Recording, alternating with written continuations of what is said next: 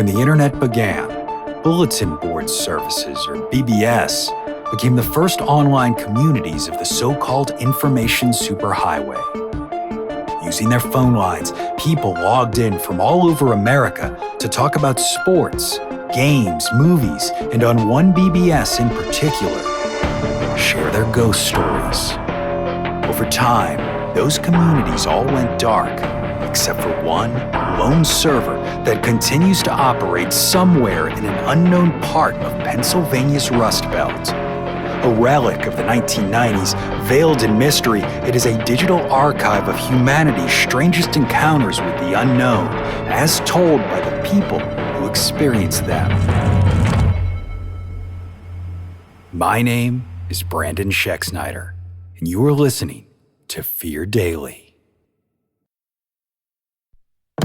Subject, 3:28 a.m. User, MT45DP0P. Posted, May 29, 1998.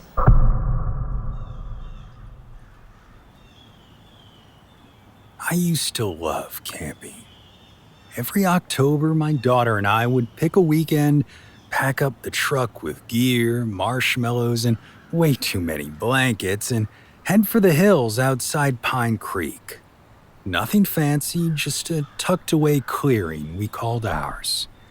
She was 7 the first time we went, 9 the first time she built the fire, and 10 when she beat me at cards under the stars.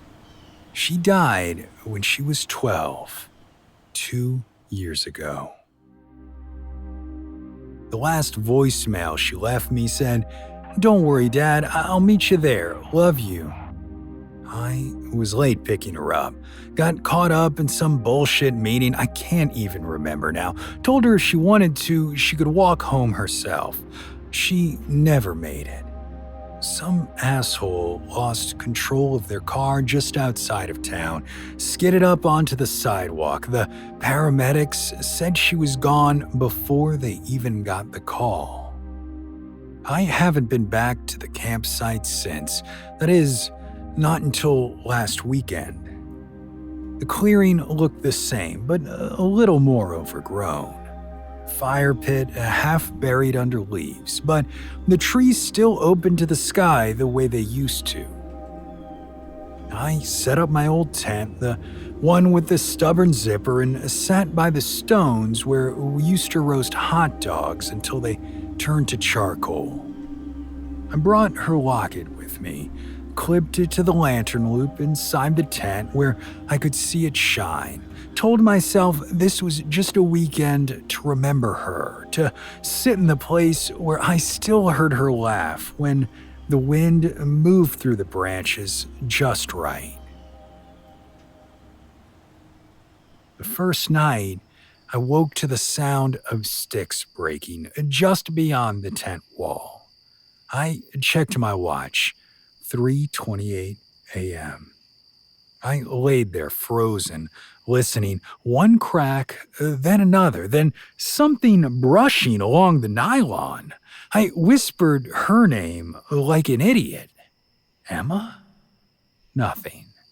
And next morning, I figured it was a deer or my imagination, grief playing tricks. So I hiked around a bit, brewed coffee over the fire, and tried to shake the feeling that something was off.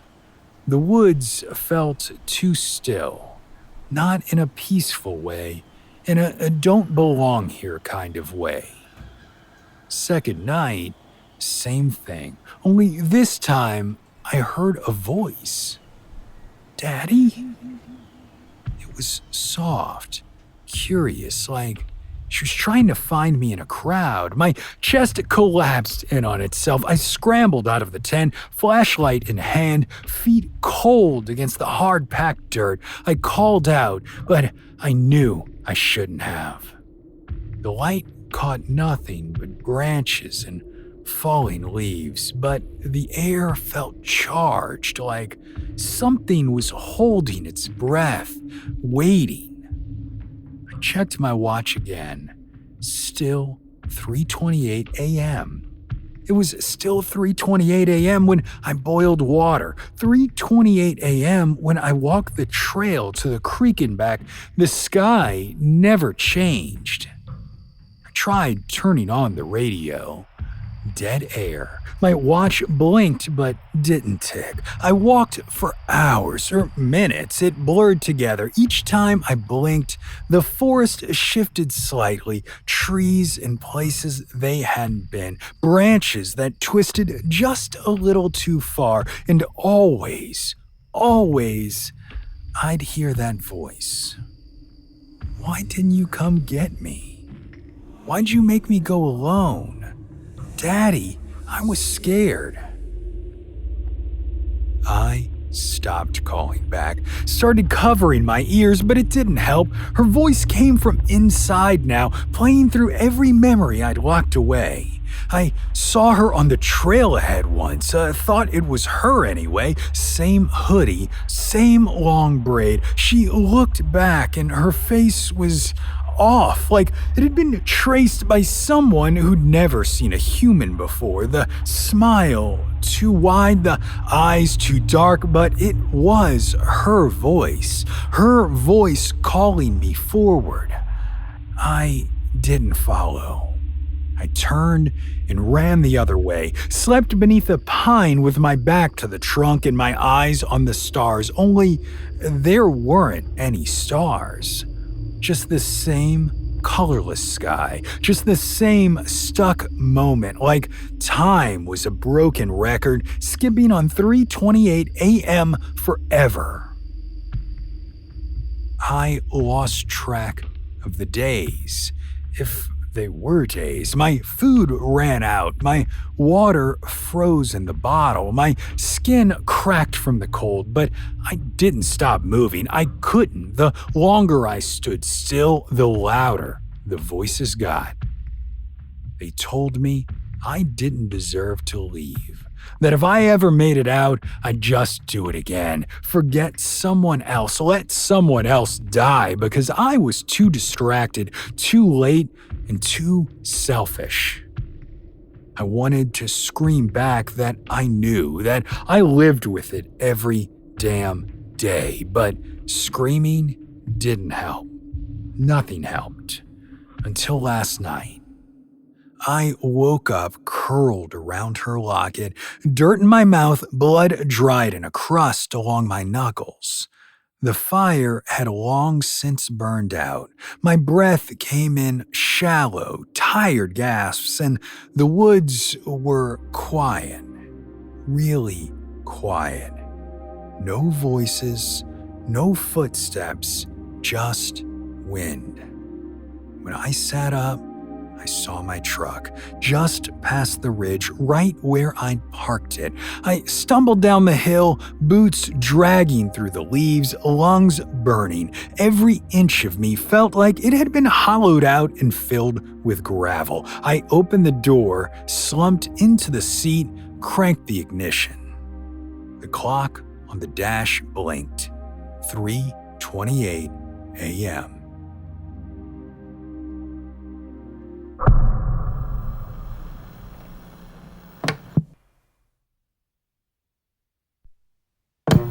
Subject, different. User, Lister12. Posted, May 2nd, 1997.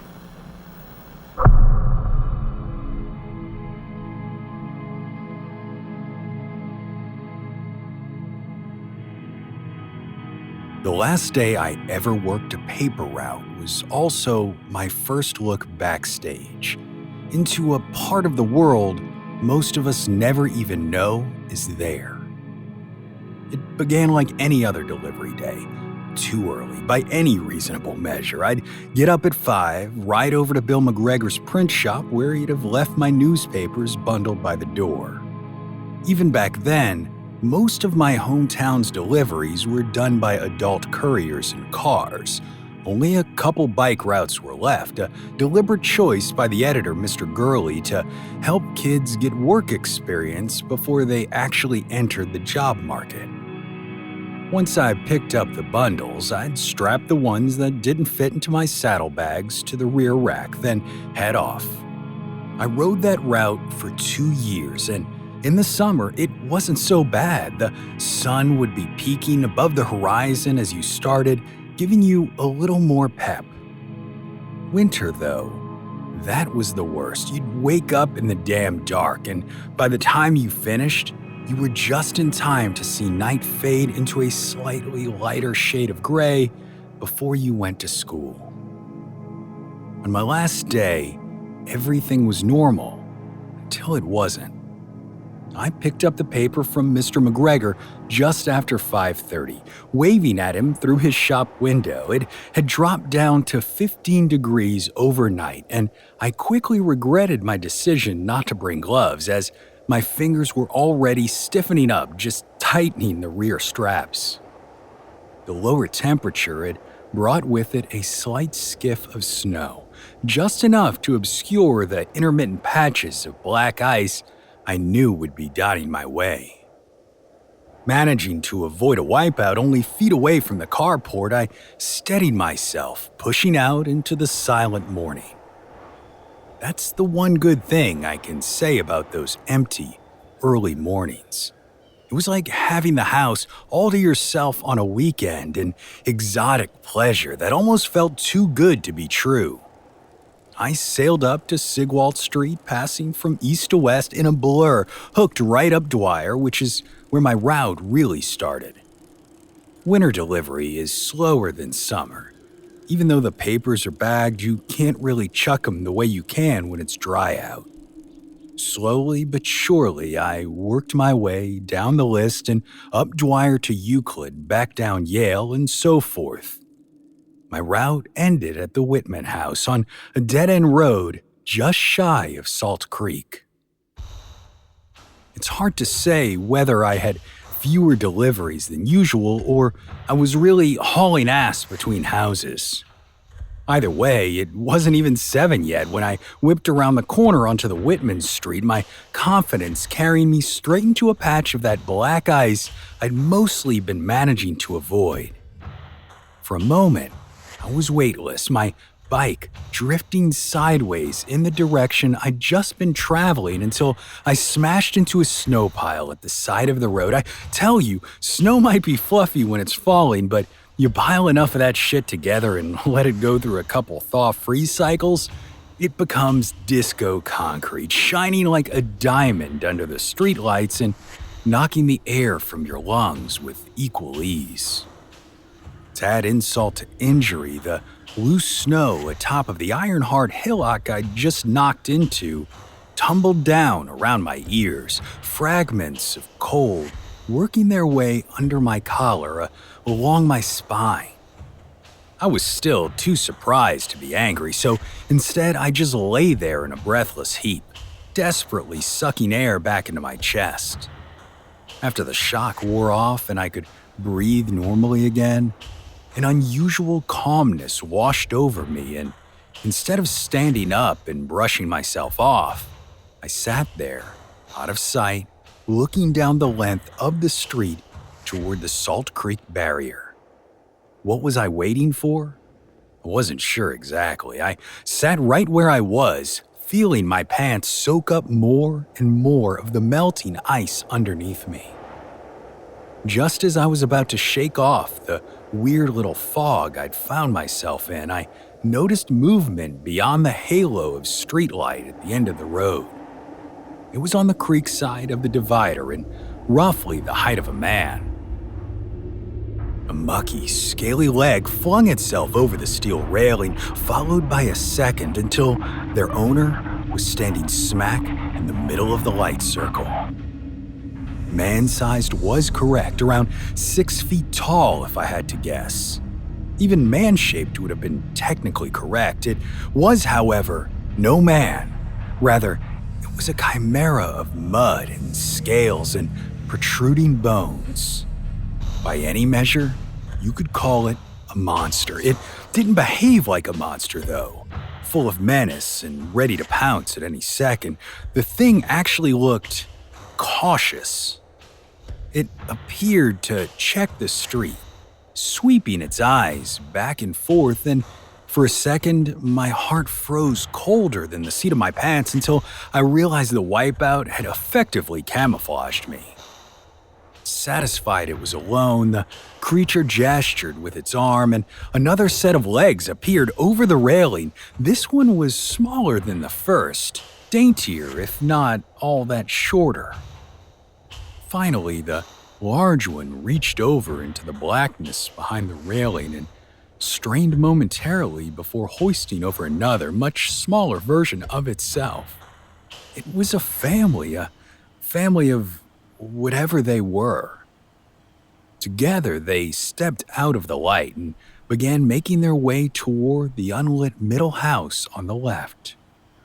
I was equal parts frightened and curious, breathing as softly as possible so as to remain undetected.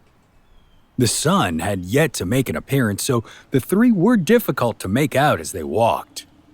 I could see just enough to see their gaits changing, the big ones going from a lumber to a quick, neat lope. The smaller of the three had at first moved with quick, stuttering steps, legs barely bending, and now it moved with the excited speed of a child. What were they gonna do in that house, I wondered? Were they gonna kill whoever lived there? That's what monsters did, wasn't it?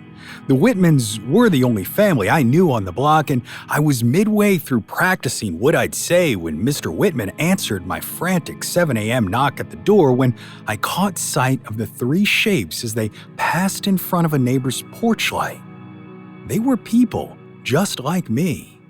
If they'd been wearing clothes, you wouldn't be able to tell them apart from any other family on the block. Standing on the darkened porch of the middle house, the male shape, the father, I guess, reached down and gently raised up one side of the empty plant pot that sat there. He scraped something out from beneath it, then set the pottery back down. It must have been a key. His hand went up to the knob, fiddled with it a second, then held the door open for his wife and son. The man gave one more cautious glance out at the street, then replaced the spare key and gently closed the door behind him. Their porch light flicked on a moment later. As soon as it did, I jumped up out of the snowbank I'd been sitting in, my body suddenly feeling the cumulative effect of the cold. I shook the slush off my bike and threw my leg over the seat, pedaling hard until the dead-end road was far behind me. The Whitmans can go by a paper, I told myself. There's no way I'd be going down that street ever again. I never told anyone what I'd seen that morning. Who would have believed me? And, the older I've gotten, the better I felt about that. After all, they didn't seem to be bothering anyone. Sure, they scared the hell out of me, but I've learned that the unknown will do that. It doesn't necessarily mean it's bad, just different.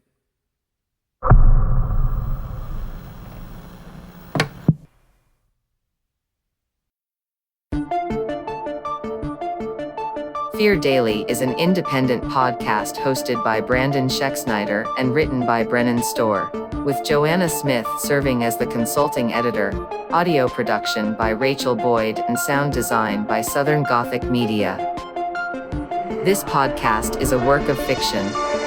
Names, characters, places, and incidents are either products of the author's imagination or are used fictitiously.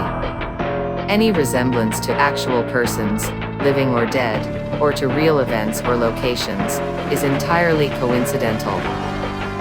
Ad-free versions of Fear Daily are available now on your favorite podcast apps. For more information, visit feardaily.com. But move fast, before the server goes offline.